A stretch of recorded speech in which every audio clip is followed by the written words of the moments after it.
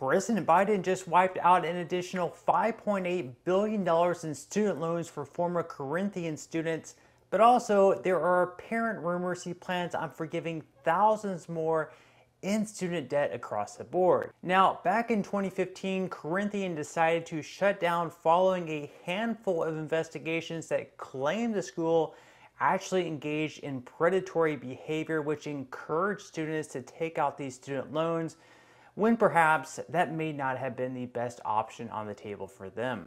Back here at home, students and faculty are stunned as 28 for-profit college campuses are closed just before graduation. Tonight, a handwritten note in the lobby of Everest College in the City of Industry reads, "Optimism is the faith that leads to..." The sentence is incomplete. Unfinished is how students like Leticia Fernandez feel after receiving an email this morning about the closure of the school 2 months before her graduation as a medical assistant. I just finished chemo in January, and nurses inspired me there, so I thought, I want to help people. The shutdown affects 16,000 students at 28 campuses operated by the for-profit company Corinthian Colleges. The company had been facing financial problems after the U.S. Department of Education restricted Corinthian's access to federal student aid following state and federal investigations into its job placement practices. Students here say many of them come from disadvantaged backgrounds. Me being a single parent, people trying to do better for their lives. Other than forgiving those loans, the Washington Post is also reporting that President Biden's other plan is to forgive thousands of dollars more in student debt across the board. In total, even though the far left is pushing the president to forgive up to $50,000 in student loan debt, Biden is leaning closer to the $10,000 mark per person. In his latest plan, if you are single and earning less than $150,000 per year, or married and earning less than $300,000, you would qualify for the full amount. Just think about that.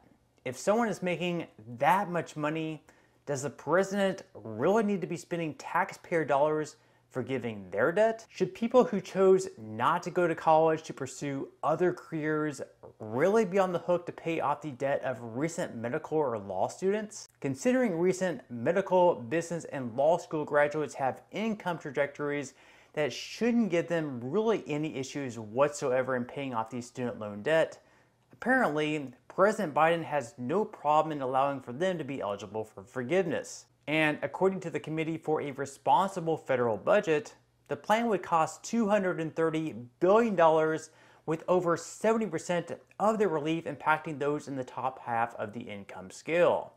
Meanwhile, 25% of the benefits would go to the top 20%. So while forgiving student debt across the board could certainly be helpful for those people who really need it, it's apparent that Biden could do a whole lot better, at least in targeting in this approach. Could we argue that it would help some people? Sure, but do we really need to be helping those who aren't really going to need it in the future, such as future doctors and lawyers? Something to think about. Now, why is Joe Biden doing this? Could it be we have a midterm election coming up in November and Biden has extremely poor polling numbers with young people? Actually, yes, that's the exact reason. According to a recent Gallup poll, Joe Biden's recent job approval ratings, which are averaging 14 points lower than those early in his presidency, have declined far more among younger than older generations of Americans. In fact, Biden's job approval has changed relatively little among baby boomers and not at all among traditionalists. As a result, older Americans are now more likely to approve of the president than younger Americans are. Since June 2021, Gen Z, or those born between 1997 and 2004, have gone from a 60% approval rating of the president all the way down to 39%. That's a 21% dip in approval, the largest among all generations. Among millennials, his approval rating has dipped from 60% all the way down to 41%.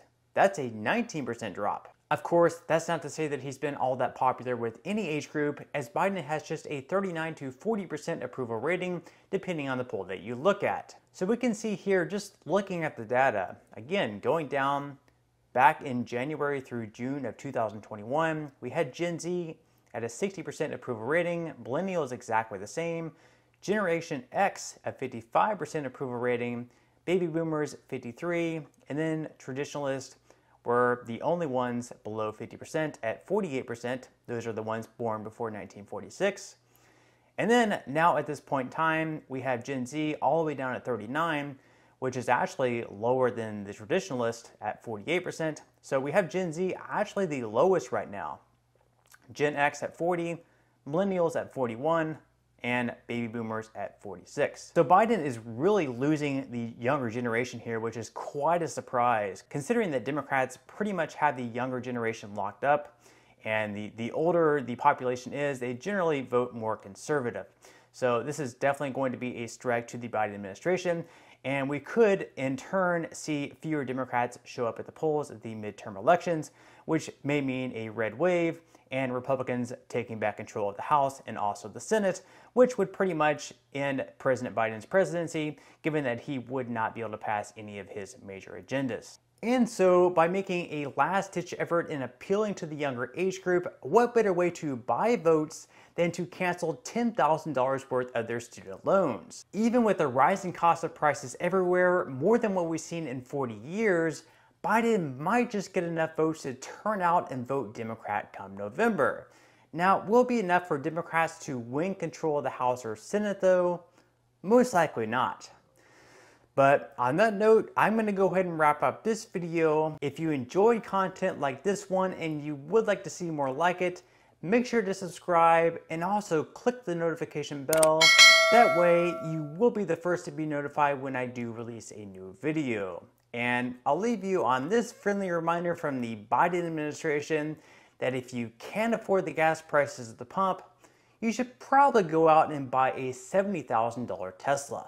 Clean transportation can bring significant cost savings for the American people as well. Last month, we announced a $5 billion investment to build out a nationwide electric vehicle charging network so that people from rural to suburban to urban communities can all benefit from the gas savings of driving an EV. Just one more about electric vehicles. You guys are pushing electric vehicles today. This is a president who always talks about the power of our example. Does he own an electric vehicle? Presidents of the United States don't do a lot of driving. He's posted videos where he's revving the engine of his Corvette in Wilmington. He owns cars. And he also has driven electric vehicles as president, as to give a model to the rest of the country. Does he own one? I think the president's record on this is clear, Peter. Presidents of the United States, current and when they are no longer, typically are not doing a lot of driving. Go ahead.